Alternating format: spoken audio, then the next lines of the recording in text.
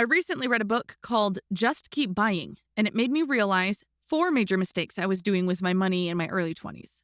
Mistake number one, focusing too much on saving. Let me ask you a question.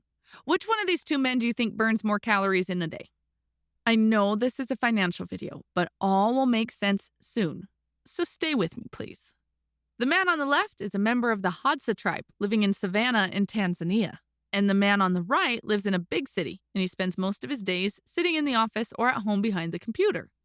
However, a member of the Hadza tribe is a hunter gatherer, which means he has to move all day long just to feed himself and his family. You probably think the one on the left burns more calories, right? Well, that's not true. Both of them actually burn the same amount of calories, despite the fact that one is super active and the other is not. I know it's hard to believe, but there was a scientific study done in the Hadza tribe in 2012 that proves this. To understand why this is the case, you need to first understand how your body uses energy. 70 to 90% of energy is used just to keep you alive. In other words, your metabolism and food digestion process are the two main energy consumers. On the other hand, physical activity only accounts for 10 to 30% of energy consumption. This is the reason why you struggle to lose weight despite the fact that you go to the gym and stay active all day. Now you might ask, okay, if both men burn the same amount of calories, then how come people living in the Hadza tribe are very lean and super fit, but the people living in civilized society who sit behind computers are overweight? The simple answer is they just don't overeat as most of us do. For years, we've been told that if you want to lose weight, you need to exercise and diet. However, the research done in the Hadza tribe proves that exercising isn't a weight loss tool. It's a nice tool for a healthy lifestyle, like quitting cigarettes is, but it isn't a weight loss tool. Your diet matters the most. Now, why am I telling you all this in a financial video? Well, just like there are two conventional ideas for weight loss, exercise and diet, there are also two conventional ideas for saving more money, cutting costs and increasing income. We just learned that for weight loss, physical activity plays a tiny role, so we need to focus on diet. How about having more money? Would it be possible that one of those two ways is less effective, but we've been told to focus on? The answer is yes. Cutting costs isn't the way to go, but still, there are tons of articles and books about it. There are two main problems with cutting costs. Number one, cutting costs has a small impact, just like exercise has on weight loss. After all, there are only a few things you can cut. When you start going to the gym, you lose a few kilos quite fast, but then it stagnates. A similar thing happens with cutting expenses. Number two, it doesn't work at all for low-income people. There are many people who need to borrow at the end of the month to cover their expenses until their salary arrives. If you earn $1,000 a month, but your expenses are $1,100, frankly, where can you cut costs? All this doesn't mean that we have to completely ignore cutting expenses and ignore the books written about it. No, cut costs where you can and monitor your expenses regularly to make sure you're not throwing away money on unnecessary things, such as forgotten subscriptions. But use your main energy to increase your income. Of course, increasing your income is much harder than reducing your spending, but it is the most effective way. Mistake number two, focusing too much on investing. The author says, when I started to read financial books, I noticed that there were a few pieces of advice that kept getting repeated, such as keep your fees low, diversify, and invest for the long run.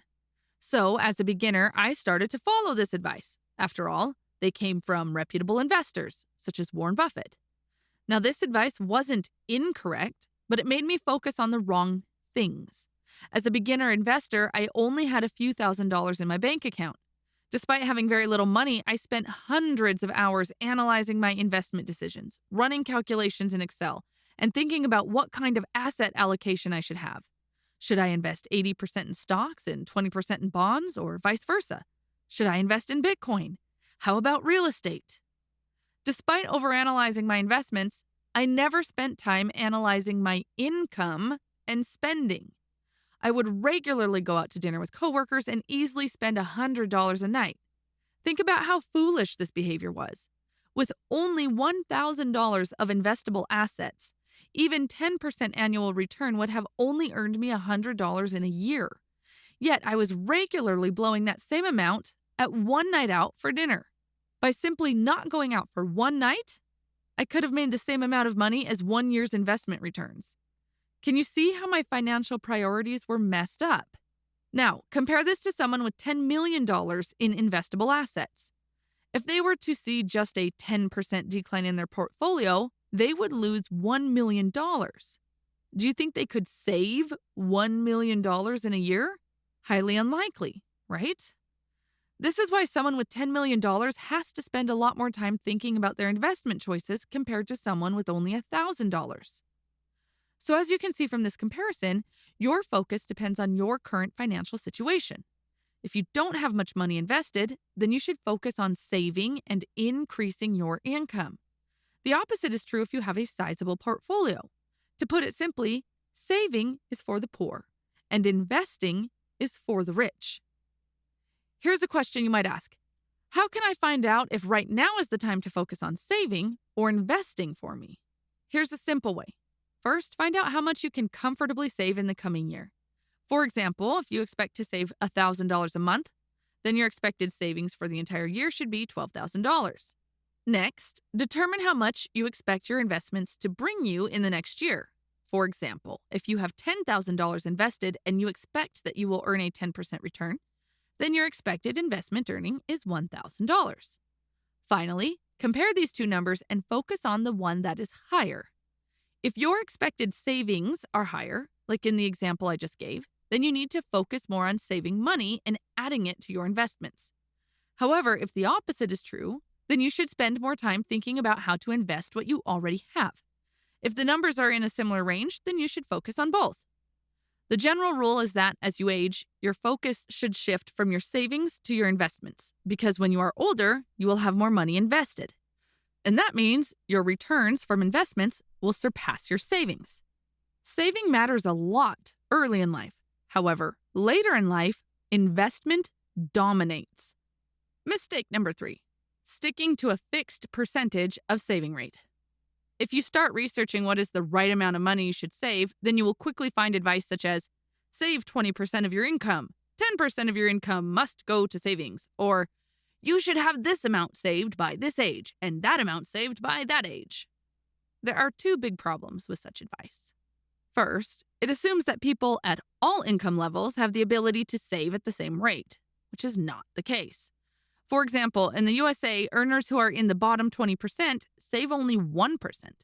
On the other hand, earners in the top 20% save around 24% of their income annually. The second problem is that it assumes that income is relatively stable over time, which isn't the case. For example, when you are single, the stability of your income depends on you mainly. But once you get married, it's no longer a single person, you, who has to worry about losing a job, but 2 people. This means income becomes more unstable as you move from a 1-income household to a 2-person household. Also, your income and expenses fluctuate at different stages of your life, which is why sticking to a single static amount such as 20% is very difficult. For example, when I was studying at the university, I was also working in a company. Since I was a student, I could stay in a dorm in a shared room and eat at the university cafeteria quite cheaply. This meant that I could easily save 50% of my income. However, once I got married and moved to a flat, I could save only 3% at max. This made me feel terrible because I couldn't save as much as I used to, and that's one of the biggest problems with sticking to a fixed saving rate. If life is dynamic, then why should the saving rate be static? That is why the best saving advice is save what you can. If you're single and can save 40%, then save 40%. If you're married and have kids and can only save 2%, then save 2%. If you follow this advice, then you will experience far less stress and far more overall happiness. In general, money is a stressful topic for many people, and one of the most common financial stressors is whether I can save enough or not. So lesson number 3 is save what you can. And if you'd like to find out how much you should save right at this time in your life, then simply deduct total expenses from total income, then whatever is left is your savings. Mistake number 4, spending my money the wrong way. There are two extremes when it comes to spending money.